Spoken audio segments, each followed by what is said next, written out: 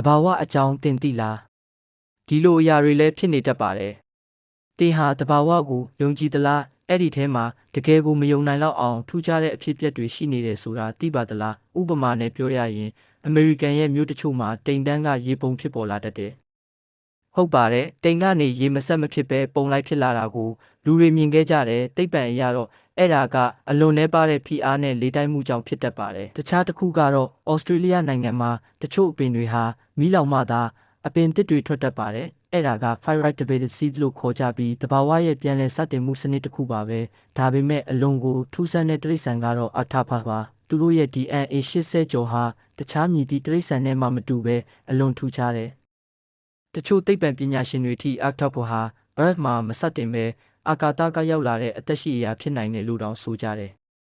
တဘာဝဆိုတာလှပပေမဲ့ထူးဆန်းပါတယ်တခါတလေမှာတော့တဘာဝကိုသဘောမပေါက်သေးဘူးဆိုတာသတိပေးတတ်ပါတယ်တင်တွေ့ဘူးတဲ့ထူးဆန်းတဲ့တဘာဝဖြစ်ရတစ်ခုရှိရင် comment မှာရေးထားခဲ့ပါနောက်ဗီဒီယိုမှာထပ်ပြီးတင်ပေးမယ်နော်